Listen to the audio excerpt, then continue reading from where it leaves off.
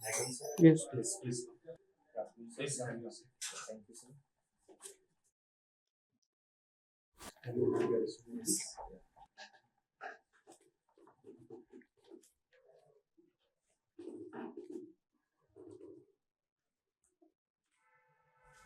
So, hi, Shitesh. Good afternoon. How are you? Fine, sir. How about you? Yeah, fine.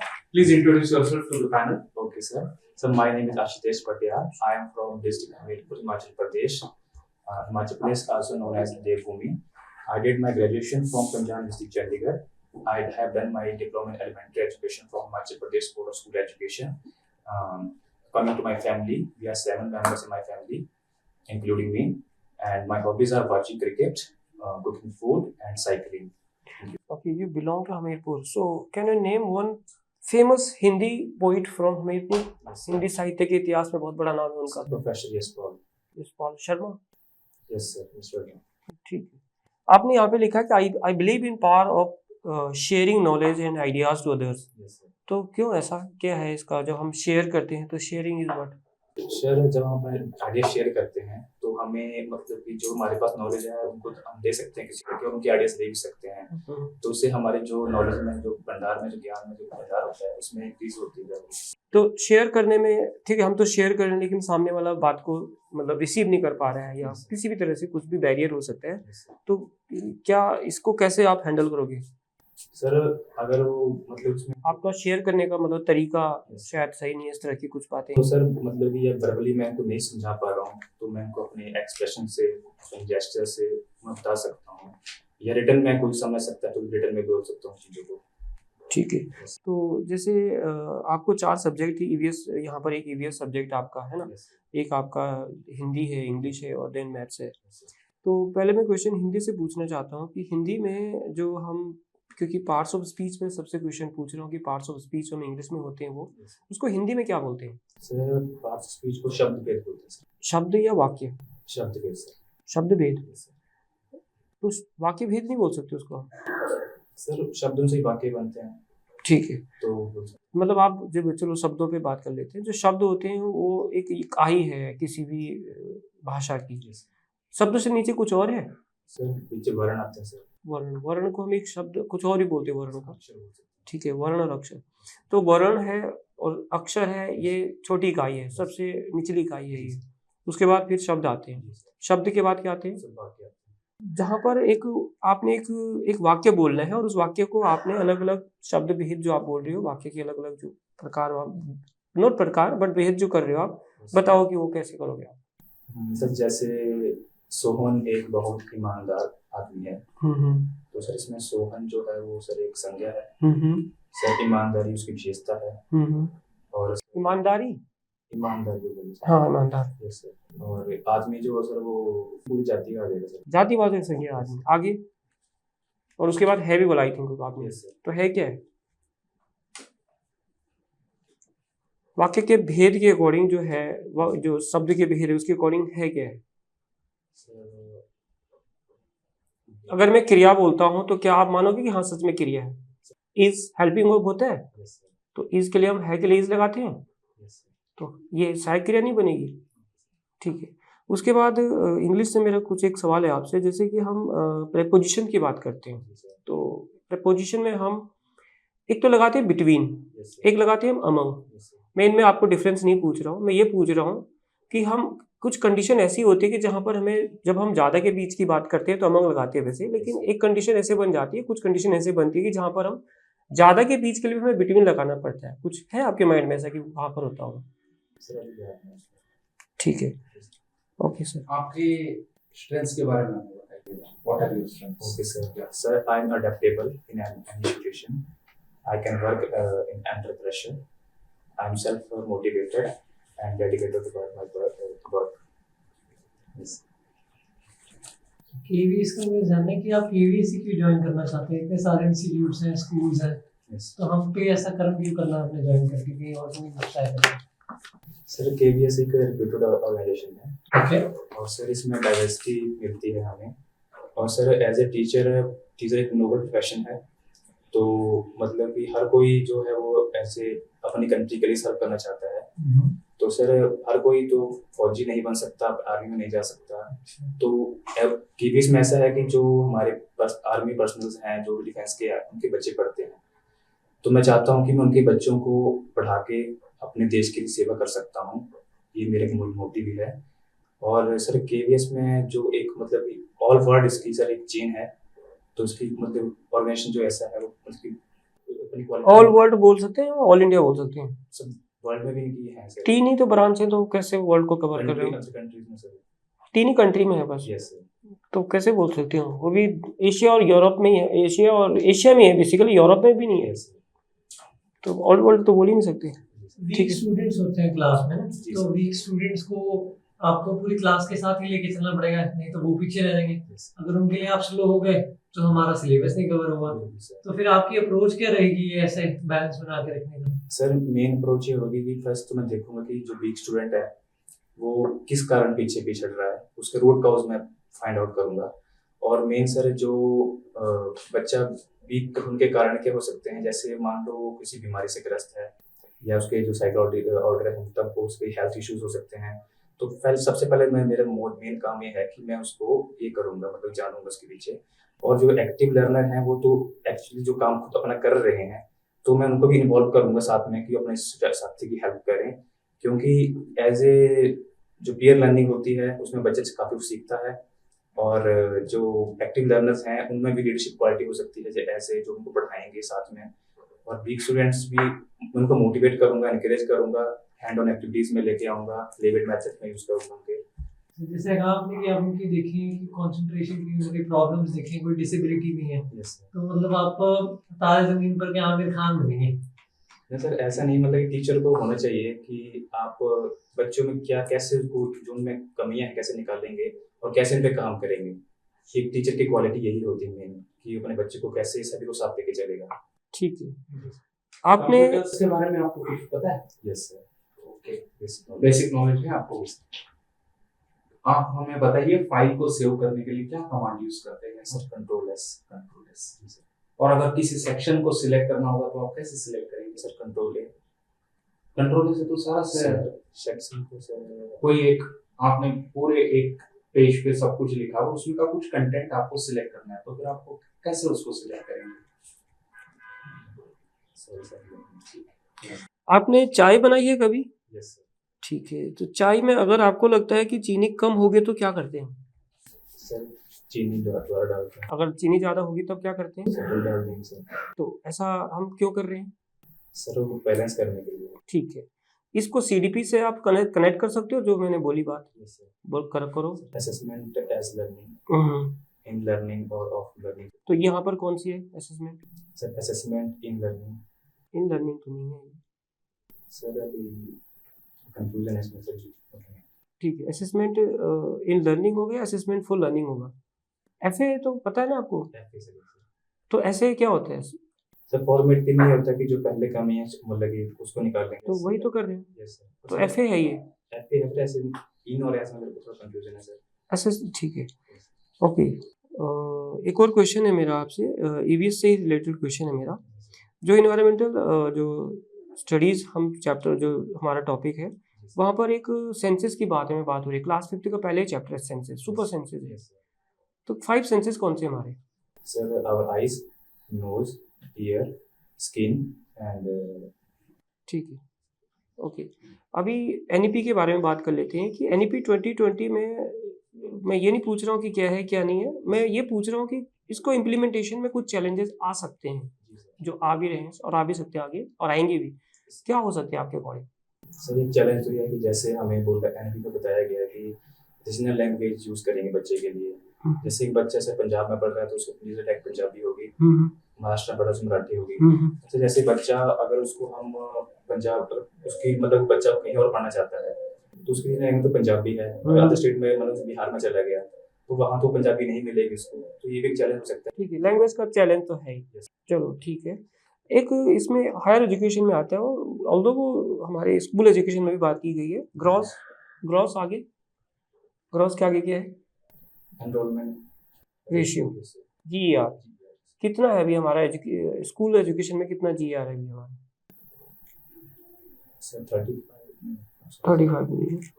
और higher education में और कितना target है 2030 तक हमारा कि कितना है? हायर का तो 2035 तक टारगेट है। हाँ 35 तक रखा है। सर उसका 50% रेशियो तो पता नहीं कितना है।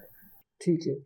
और एक और क्वेश्चन है मेरा आपसे क्लासरूम मैनेजमेंट से, कि क्लासरूम मैनेजमेंट में जो डिसिप्लिन होता है उसको बैकबोन ऑफ क्लासरूम मैनेजमेंट बोल सकते हैं? जी सर। क्यों बोल सकते हैं आपके अकॉर्डिंग? सर विदाउट डिसिप्लिन जैसे कुछ भी पॉसिबल नहीं है। अगर बच्चे क्लास में डिसिप्लिन नहीं होंगे तो स्टडी उनकी जो भी परफॉर्मेंस है उनमें गिरावट जरूर आएगी। सर जैसे छोटे बच्चे होते हैं बहुत क्यूरियस होते हैं, उनको जानने की इच्छा होती है। जब तक उनको सवाल का जवाब नहीं मिलता है तो मतलब कि वो चुप नहीं बैठते हैं, कुछ ना कुछ करते ही रहेंगे। तो उनकी जो एनर्जी है उनको एक अच्छे वे में चैनलाइज करने के लिए हमें डिसिप्लिन बहुत जरूरी है।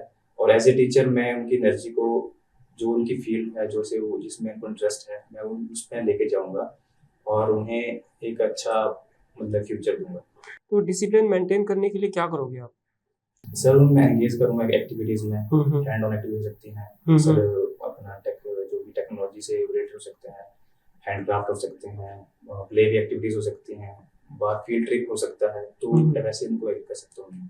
ठीक है। जैसे हम आपने देखा होगा कि क्योंकि आपने पीआरटी पे जाना, छोटे बच्चे होते हैं, जैसे आप लिखोगे पढ़ाओगे बोर्ड पे, वैसे वो घर पे दीवार पे लिखने लग जाते हैं, देखा होगा ना छोटे बच्चों को।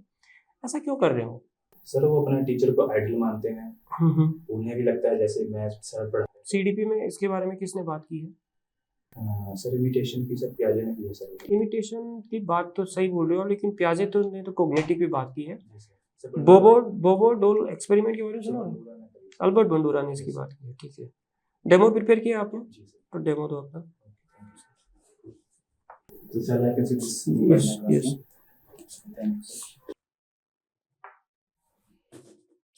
Good afternoon, class. कैसे हो सभी? All are fine. Okay, very good. So, what's the day today? Today is 8th of April, 2023.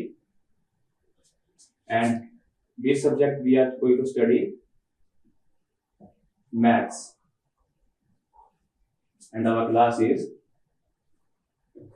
3rd. Okay so बच्चों, आज टॉपिक के आने से पहले मैं आपको एक स्टोरी सुनाऊंगा, ठीक है? एक बार दो फ्रेंड्स होते हैं, एक का नाम है चंगू, ये है चंगू, ठीक है? और एक है इसका फ्रेंड दूसरा मंगू। ये ओके बच्चों, अब इनकी एक फ्रेंड होती है, उसका नाम है चमेली। क्या नाम है उसका? चमेली।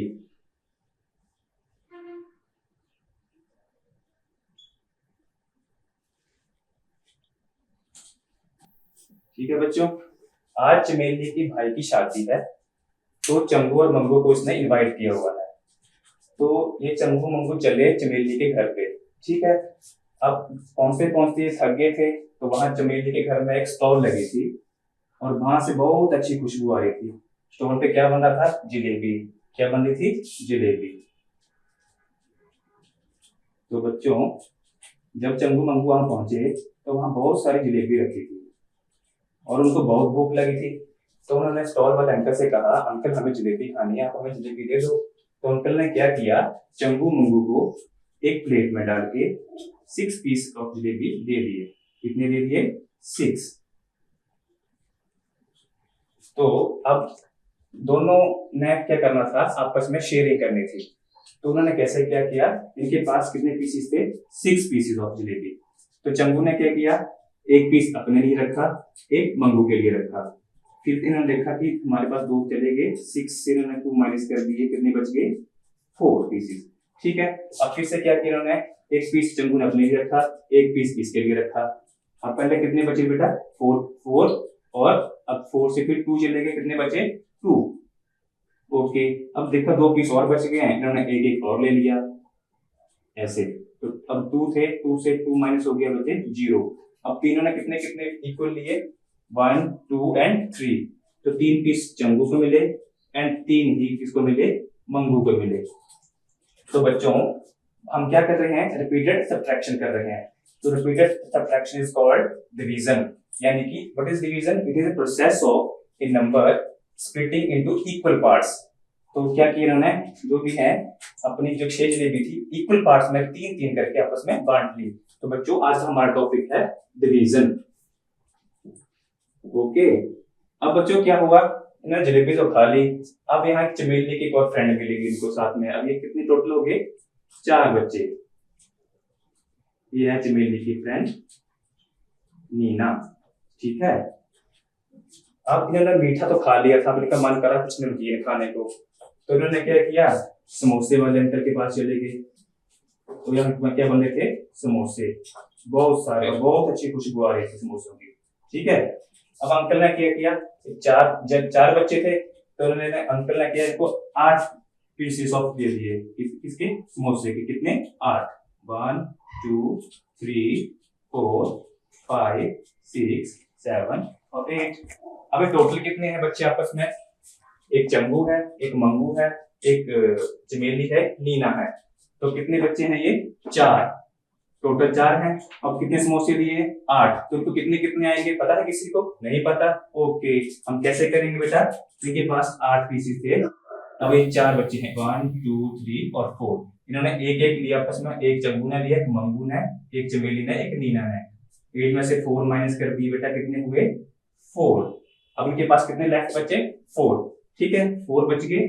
अब फिर से इन्होंने एक एक ले लिया, 1 1, कितने बच गए, 0, 4 माइनस 4 0, यानी कि सभी को कितने इक्वल पार्ट्स कितने आए, 2 2,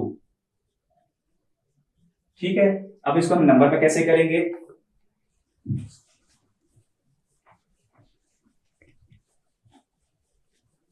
नंबर्स में हमारे पास टोटल कितने थे बच्चों, 8, ठीक है। और ऐसे ही इसको बोलते हैं डिवाइड।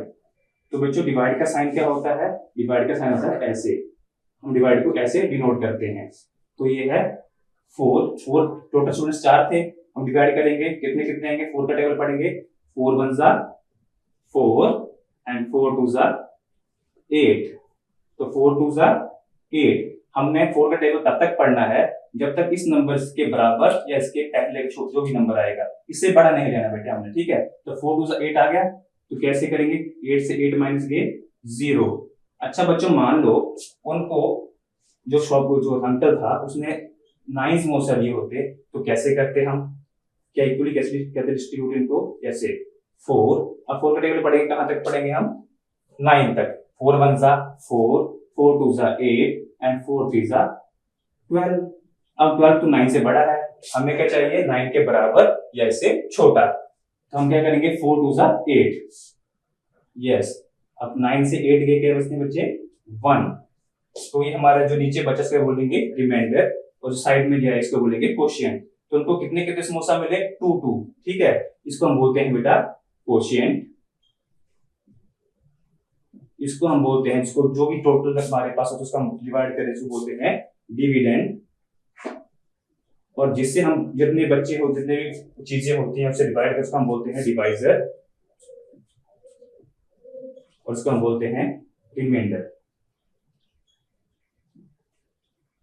हिंदी में बोलेंगे इसको शेषफल, ठीक है। अब दूसरा टॉपिक क्या है आपका डेमो का, सिर्फ हिंदी का, ठीक है, हिंदी पढ़ा दो। Okay sir.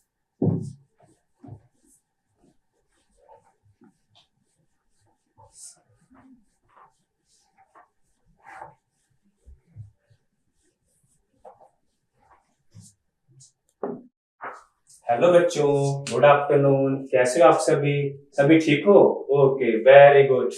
अच्छा बच्चों आज दिनांक क्या है, दिनांक कितनी है बेटे, 8 अप्रैल 2023, ठीक है। और हमारा विषय है हिंदी, कौन सा बच्चे, हिंदी। और हम कौन सी कक्षा में पढ़ते हैं, कक्षा 3, ठीक है। अच्छा बच्चों आज का प्रकरण पढ़ने से पहले मैं आपसे कुछ चर्चा करूंगा, ठीक है। जैसे बच्चों आप सभी बाहर घूमने जाते हो ना सभी? किस किस को घूमना पसंद है? सभी को घूमना पसंद है, वेरी गुड। अच्छा, जब बाहर जाते हो तो आप बाहर आपको कुछ खाने का मन करता है ना? तो खाने के लिए हमें पैसों की जरूरत होती है। तो आपको पैसे कौन देता है बेटा? आप बताइए कौन देता है? आपके पापा। ओके बेटा, नेहा आप बताइए कौन देता है आपको पैसे? दादाजी। अच्छा, और बेटा आपको कौन देता है? अच्छा, भैया। Okay, very nice. तो बच्चों, आप उन पैसों का क्या आपके पास पैसे होते तो आपको क्या खाना पसंद करते आप बताओ बेटा? आइसक्रीम। अच्छा, वेरी गुड बेटा। आप चिप्स तो खाना गंदी बात होती है। अच्छा, कभी कभी खा लेनी चाहिए। ओके। अच्छा, आप बेटा आप क्या खाओगे? अच्छा, आप चने खाओगे। अच्छा, मेरे पास ना एक बच्चा है, उसकी स्टोरी है, कहानी है उसके पास पैसे होते तो बोलता है मैं 4 चने लेके आता। तो आज का हमारा प्रकरण क्या है? 4 चने। तो मैं आपको गा के सुनाऊंगा, सभी बच्चे मेरे साथ गाएंगे, अपने अपनी सीट पे खड़े हो जाएंगे, ठीक है? पैसा पास होता तो 4 चने लाते। क्या लाते बेटा? 4 चने। पैसा पास होता तो 4 चने लाते, 4 में से 1 चना तोते को खिलाते। किसको खिलाते? तोते को खिलाते। तोते को खिलाते तो तोता टाए टाए गाता, टाए टाए गाता तो बड़ा मजा आता। ठीक है? पैसा पास होता तो 4 चने लाते, 4 में से 1 चना घोड़े को खिलाते। घोड़े को खिलाते तो घोड़ा क्या करता? घोड़ा पीठ पर बिठाता, पीठ पर बिठाता तो बड़ा मजा आता। ओके, अब पैसा पास होता तो 4 चने लाते, 4 में से 1 चना चूहे को खिलाते। बेटा किसको खिलाते हम? चूहे को खिलाते। तो चूहे को खिलाते तो चूहे का तो दांत टूट जाता।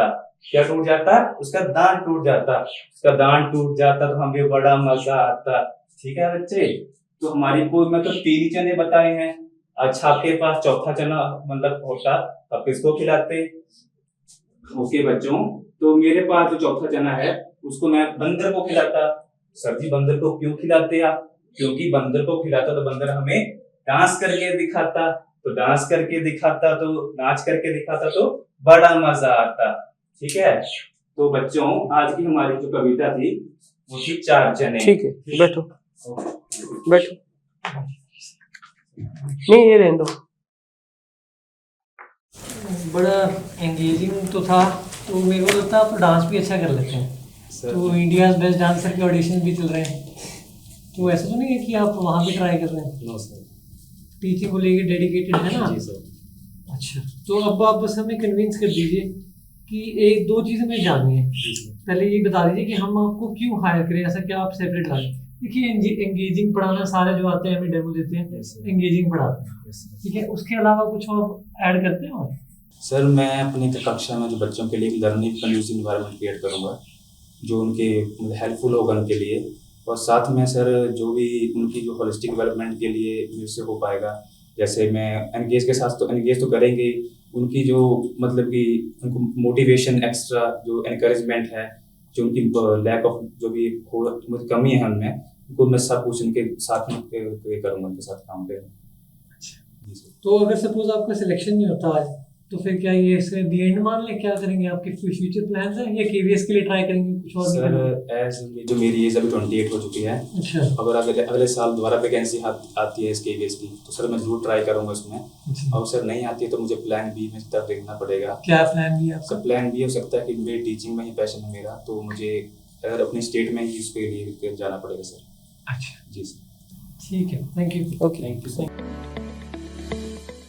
अच्छा था, कॉन्फिडेंस वगैरह आपका ओके था। जी सर। इंट्रोडक्शन भी आपने काफी अच्छे तरीके से दिया। जी सर। ग्रामर पे थोड़ा सर ने आपको क्वेश्चनिंग करके कंफ्यूज किया था, वहां पर मैं सभी को यही कहता हूँ कि सब्जेक्टिव क्वेश्चंस जो होते हैं, जनरल क्वेश्चन जिसे हम कहते हैं, जी सर। वो आप मैनेज कर लोगे, उसके आप जवाब दे सकते हो। जी सर। लेकिन जहाँ टेक्निकली बात आती है कि क्या हिंदी के कुछ क्वेश्चन है या इंग्लिश के कुछ क्वेश्चन है, जी सर। ऑनेस्टली अच्छी बात है कि मुझे ये पता नहीं अभी, Yes. मैं रिकलेक्ट नहीं कर पा रहा हूँ। Yes. लेकिन सभी क्वेश्चंस में अगर ऑनेस्टली दिखाना हम स्टार्ट करते हैं तो हमें लगेगा कि इन्हें सब्जेक्ट के बारे में कुछ पता नहीं, इन्होंने कुछ पढ़ाई नहीं की है शायद से। Yes. ऐसा नहीं होना चाहिए, क्योंकि मैंने देखा सर ने जितने भी क्वेश्चन पूछे थे उसमें more than 50% of the questions में आपका एक ऑनेस्टली उनको जवाब रहता था कि सर रिकलेक्ट नहीं हो रहा है, I am not able to, होगा सर शायद देख लेता हूँ, ऐसा नहीं, आपको थोड़ा सा उसके ऊपर उस पर वर्क कीजिए ताकि आपका ओवरऑल जो है वो अच्छा दिखेगा। जैसे आपके डेमोस की मैं बात करूँ तो दोनों डेमोस बड़े अच्छे थे, आपने